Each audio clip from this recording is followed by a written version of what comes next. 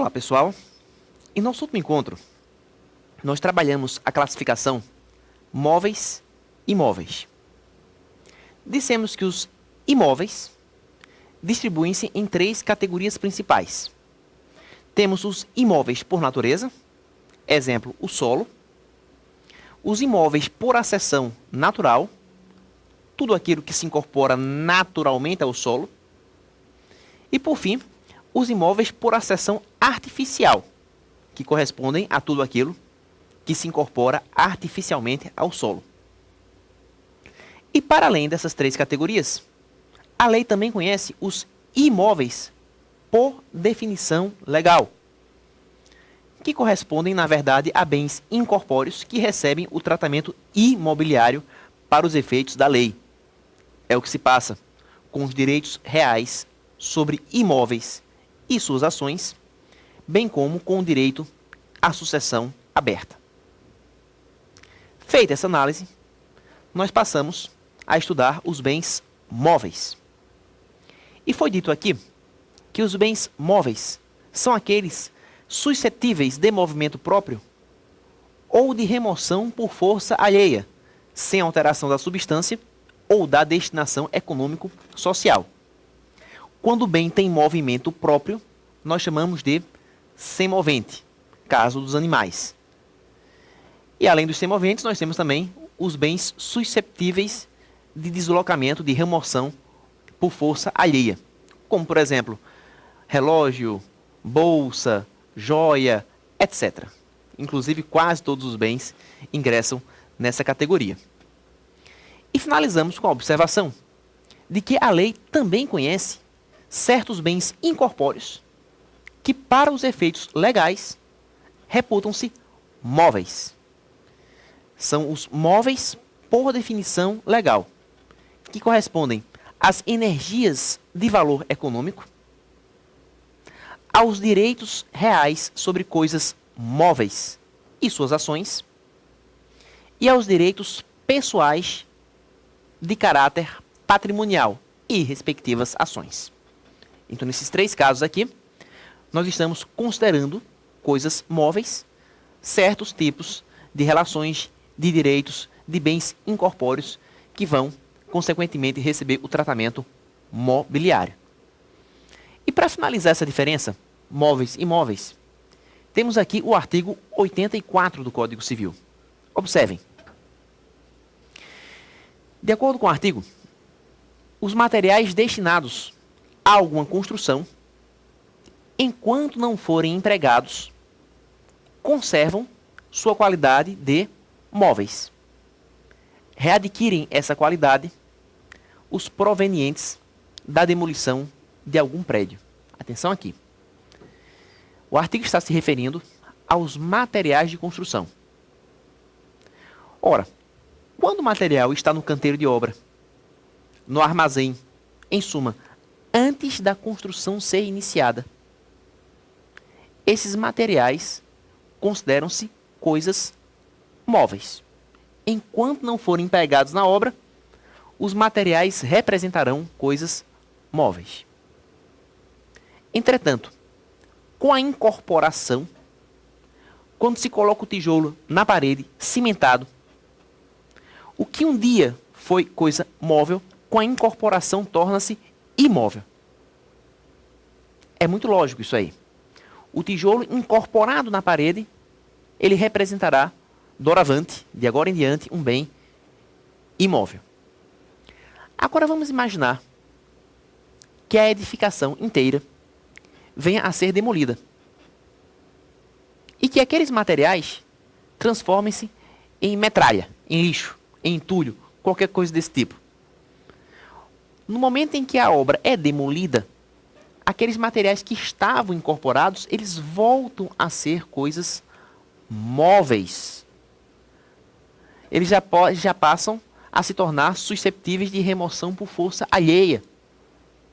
Então, uma coisa é o material incorporado à obra. O material incorporado à obra tem natureza imóvel. Porém, os materiais provenientes da demolição dessa mesma obra, eles retomam sua natureza mobiliária. Eles se tornam coisas móveis. Muita atenção aqui.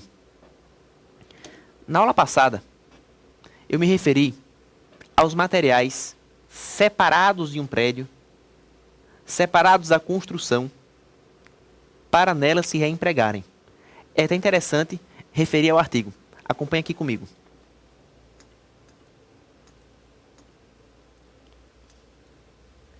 Está no artigo 81, inciso 2º. Observem lá. Não perdem o caráter de imóveis os materiais provisoriamente separados de um prédio para nele se reempregarem. Pois bem, ao comentar esse inciso, eu dei como exemplo a telha do telhado e disse que se a telha vier a ser separada para posteriormente ser recolocada no mesmo telhado, essa telha se consideraria um bem imóvel. Por quê? Porque ela foi separada para ser reempregada. Entretanto, tivesse sido promovida a demolição do imóvel inteiro e aquela telha se transformasse em entulho, a sua natureza jurídica já seria de coisa móvel. Por quê? Porque se trata de material proveniente da demolição de um prédio. Muito cuidado com essa distinção. É até interessante nós traçarmos um esquema para facilitar a compreensão do assunto. Acompanhe aqui comigo.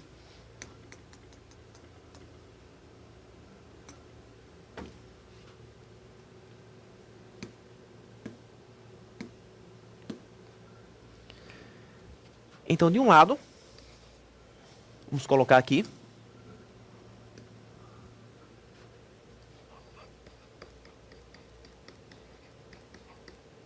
nós temos os materiais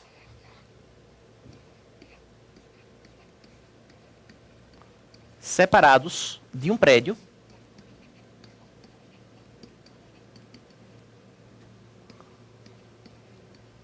para nele se reempregarem. De outro lado, nós temos os materiais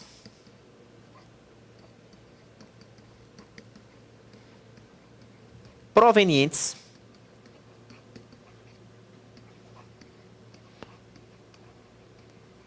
da demolição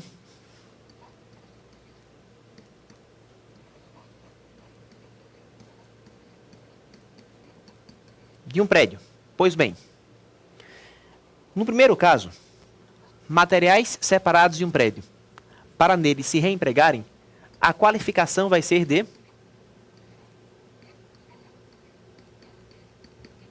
imóveis. No segundo caso, materiais provenientes da demolição de um prédio, nós vamos considerá-los bens móveis. Então, se cair uma questão como essa no concurso, não tem como errar. Passemos agora ao dispositivo seguinte. Artigo 85. São fungíveis os móveis que podem substituir-se por outros da mesma espécie, qualidade e quantidade. Vejam bem, é uma classificação importante esta, que diferencia os bens fungíveis dos bens infungíveis. Eu acho tão interessante essa classificação que até defendo que no plano pessoal existem também pessoas fungíveis e pessoas infungíveis. Eu estava uma vez numa boate, esse caso aqui realmente marcou, e percebi que dançando perto de mim estava uma moça dos seus 20 e poucos anos de idade. E ela dançava saltitando, feliz da vida. E enquanto dançava, ela ficava trocando carícias e abraços com um cidadão que estava paquerando essa menina. Só sei que ela começou a beijar o cara de boca. Mas o negócio foi ficando tão intenso que eu vi a hora o cara cair no chão e ela por cima. Aí nisso parece que o cara ficou um pouco nervoso. Aí pediu para ir para o banheiro e observando tudo, né? E enquanto ele foi para o banheiro, ela continuou saltitando e sorriu para um outro rapaz. E se agarrou com ele, com esse outro. Aí quando o primeiro voltou, ela já estava no terceiro. E foi aí que a minha noite acabou. Eu comecei a contar com quantos caras essa menina ficava. Gente, ela ficou com 8 homens numa mesma noite. A conclusão que eu cheguei, que os homens estão ficando fungíveis. Por que fungíveis? Porque é espécie, homem, qualidade, qualquer uma está prestando. Quantidade, no caso dela, foram 8. Estão percebendo? Todos os bens que podem ser substituídos pelo equivalente da mesma espécie, qualidade e quantidade, são bens fungíveis. Então aquele homem, no caso, embora seja pessoa e não bem, ele é uma pessoa fungível, né, porque ele foi substituído facilmente por outros 7 com as quais a sua companheira, se é que eu posso chamar de companheira, ficou numa mesma noite.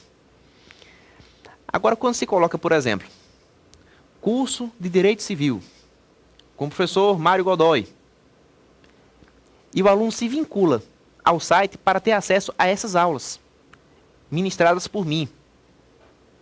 Ora, se o curso é dado por minha pessoa, se sou eu o responsável pela disciplina, não pode simplesmente vir um outro profissional e assumir o meu lugar aqui e continuar o curso que eu iniciei. Isso iria frustrar a expectativa do aluno. Porque quando se contrata um profissional específico para realizar uma certa função, e o nome dele é que funciona aqui, né, como, eu não vou dizer chamariz, mas como critério, né, para amealhar o público, nesse caso específico, aquele trabalho passa a se tornar infungível, insubstituível. Aqui não pode haver substitutividade. Eu fiz esse paralelo com as pessoas para chegarmos aos bens. Bens fungíveis são bens substituíveis pelo equivalente. Bens infungíveis são bens que não comportam substituição. Então, por exemplo, se eu vou a um supermercado e pego uma garrafa de um refrigerante de uma certa marca, exemplo, a Coca-Cola. Pessoal, na prateleira onde aquela garrafa estava acondicionada, existiam centenas, talvez milhares, de refrigerantes da mesma marca. Eu peguei um e coloquei no meu carrinho. Então aquela garrafa de refrigerante, perfeitamente substituível por um equivalente, é um bem fungível. Fungível porque pode ser substituído por outro da mesma espécie, qualidade e quantidade. Outro exemplo.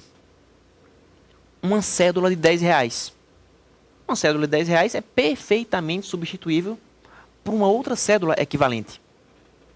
O que faz daquele dinheiro um bem fungível. Agora, se eu fosse a uma galeria de arte e viesse a adquirir um quadro original do pintor pernambucano Romero Brito. Aquele quadro do Romero Brito, pelo qual eu paguei R$50 mil. É um exemplar único, que não comporta equivalente, já que se trata de uma obra de arte original. E uma obra de arte original será sempre única. Consequentemente, aquele quadro é um bem infungível. Infungível por quê? Porque não pode ser substituído por outro que lhe seja equivalente. Estão percebendo? Uma coisa é a garrafa de Coca-Cola. Fungível. Fungível por quê? Porque pode ser trocada pelo equivalente. Outra coisa é o original de uma obra de arte. O original de uma obra de arte é um bem infungível porque não pode substituir-se. Observem também que essa classificação ela tem por meta diferenciar os bens que podem ser trocados dos bens que devem ter, no caso aqui, sua imputação direcionada especificamente a ele, não comportando aqui a ideia de substitutividade. Isso faz com que no campo contratual sobretudo nos contratos em empréstimo, nós possamos utilizar essa distinção para fazer face a contratos de natureza diferenciada. Por exemplo, quando eu empresto dinheiro a uma pessoa, eu estou emprestando um bem fungível. Empréstimo de bens fungíveis nós chamamos de mútuo. Acompanhe aqui.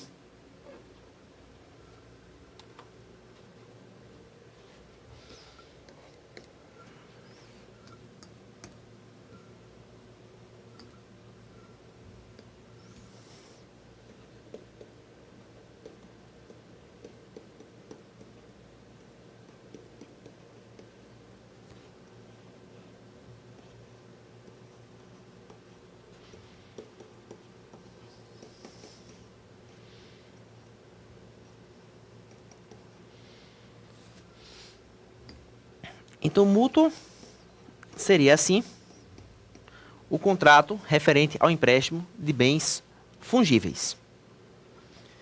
Exemplo, emprestar dinheiro a uma certa pessoa.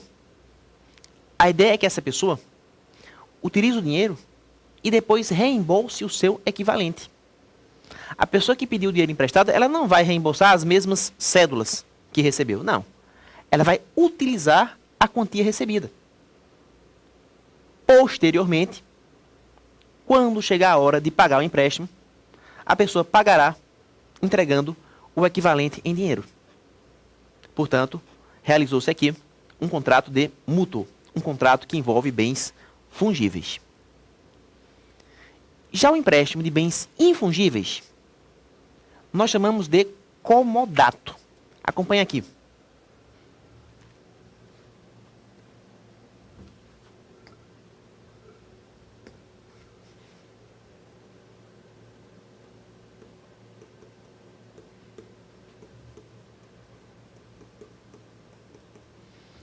Bens infungíveis.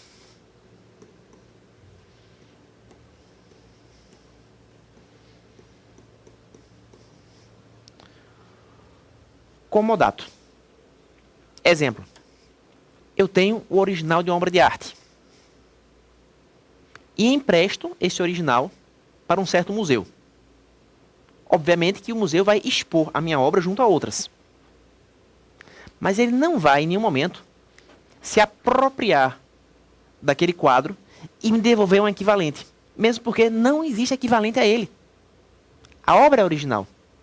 Consequentemente, se a obra é original, implica dizer que ela vai ser exposta no museu e depois restituída de volta para mim. A mesma obra, o mesmo original. Nesse caso aqui, foi realizado um contrato de comodato, um empréstimo de bens infungíveis. Então, resumindo, empréstimo de bens fungíveis, exemplo, empréstimo de dinheiro, mútuo. Empréstimo de bens infungíveis, exemplo, empréstimo do original de obra de arte, comodato. Para finalizar, uma observação importante.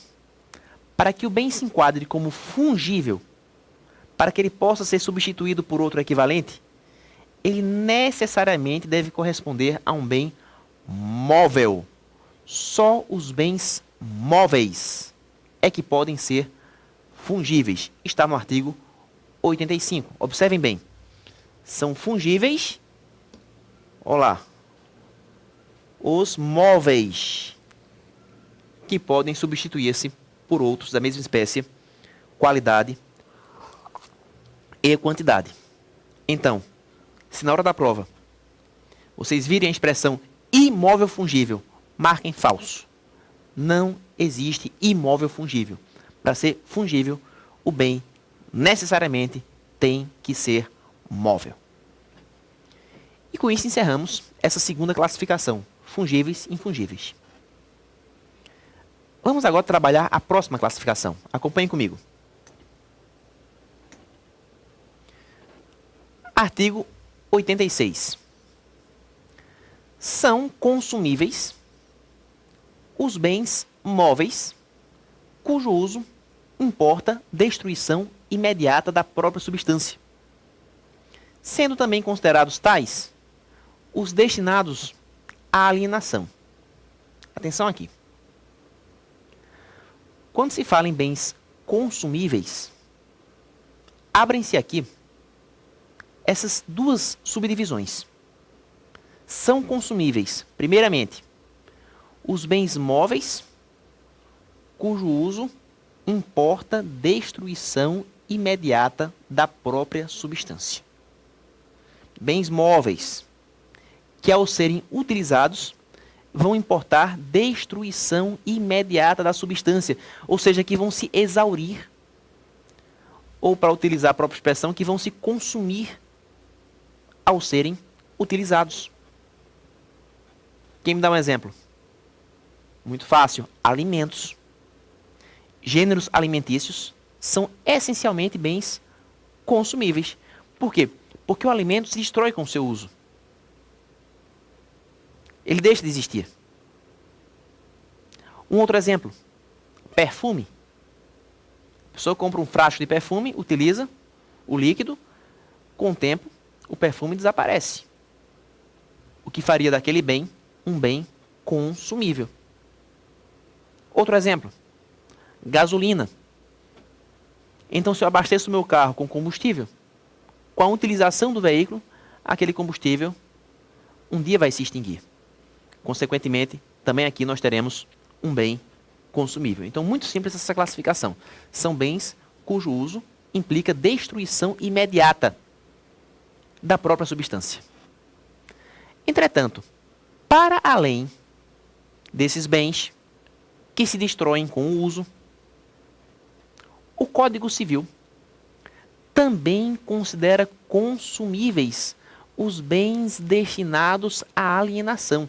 Gente, é uma outra subdivisão de bens consumíveis. São consumíveis os bens destinados à alienação. Por exemplo, esse relógio. O relógio, ele não se destrói com o uso. Eu tenho ele há anos e pretendo passá-lo para o meu filho. E assim por diante, né? Existem bens que passam de geração para geração. Entretanto, no dia em que eu comprei esse relógio, ele estava exposto na vitrine de uma loja. Para ser mais específico, lá em Hamburgo, na Alemanha, que foi onde eu comprei. Então eu entrei na loja e fiz a aquisição. Então, por estar exposto à venda na vitrine de uma loja, essa peça, naquele momento, se considerava um bem consumível. Ah, mas o relógio não vai ser destruído com o uso. Não vai. Mas naquele momento, estava exposto à alienação.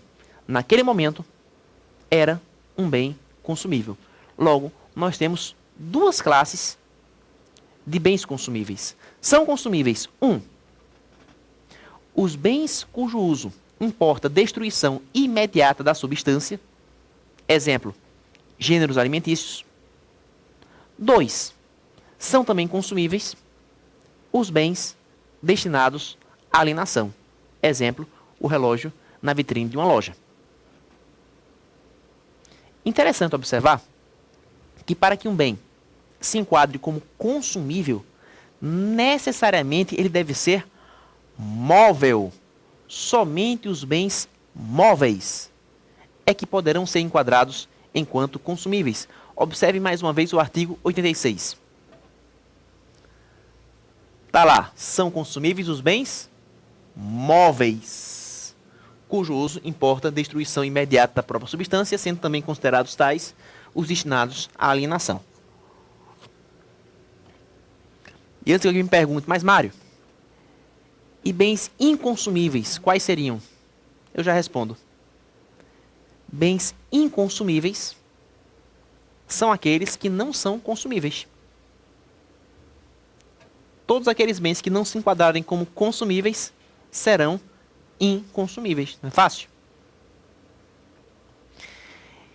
Eu tenho alguns alunos que me vêm com perguntas, né, que tendem a confundir a classificação fungíveis, infungíveis, consumíveis, inconsumíveis. Aí me perguntaram, Mário, um vinho é um bem fungível ou infungível? É um bem consumível ou inconsumível? E eu digo para esses alunos, essas classificações não se confundem. Existem bens fungíveis que são também consumíveis Existem bens fungíveis que são inconsumíveis. Existem bens infungíveis que são consumíveis. E bens infungíveis que são inconsumíveis. Complicado, né? Então é por isso que nós temos que fazer aqui um esquema para facilitar um pouco a compreensão desse assunto. Acompanhe comigo.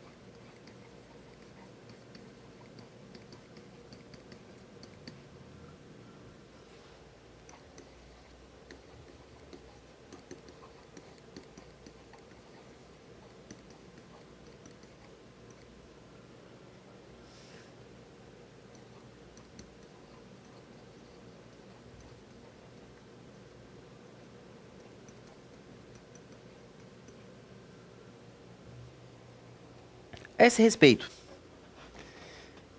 qual de vocês me dá um exemplo de um bem que consegue ser fungível e também consumível? Uma garrafa de refrigerante. Essa garrafa é fungível? É, porque pode ser trocada por outra equivalente. É consumível? É, porque o seu uso destrói a substância.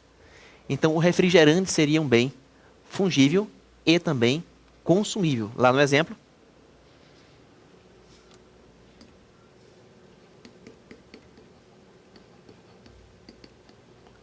refrigerante.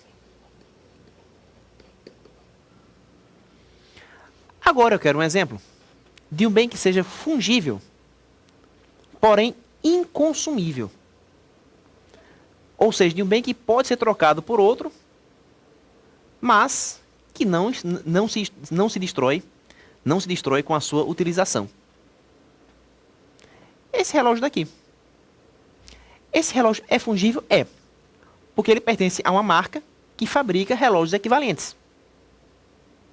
Agora ele está no meu braço. Ele não está exposto à venda. Um dia ele esteve, mas hoje ele não está mais. Então eu considero esse relógio um bem inconsumível. Porque nem seu uso destrói a substância, nem nesse momento ele está exposto à alienação. Então no exemplo aqui nós temos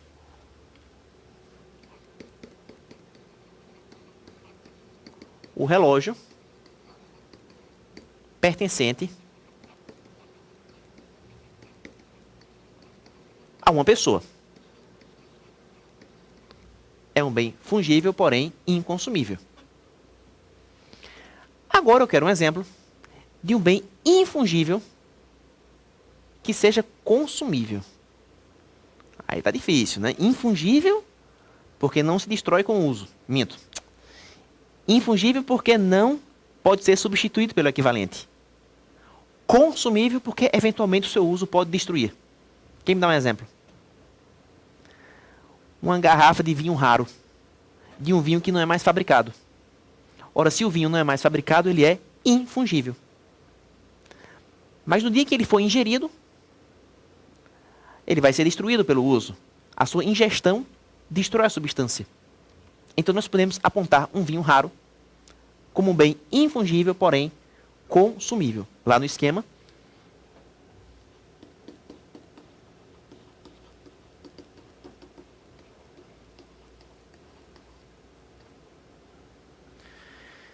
e por último, um bem infungível que seja inconsumível. Vamos imaginar que eu tenha na minha casa uma obra de arte original, de um pintor famoso. e não pretendo vendê-la. A obra de arte visa adornar a minha sala de estar. Então seria um bem infungível e inconsumível. Infungível porque não pode ser trocada por outra, já que é original. Inconsumível porque nem vai ser destruída pelo uso, nem está exposta à alienação. Então nós podemos dar esse exemplo aqui. Acompanhe.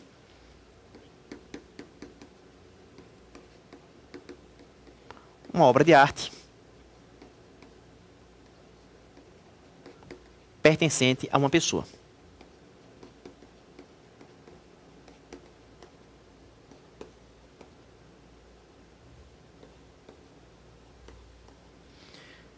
Eu acho que com isso deu para trabalhar bem a classificação fungíveis, infungíveis, consumíveis e inconsumíveis. Pessoal, um forte abraço a todos e até o nosso próximo encontro.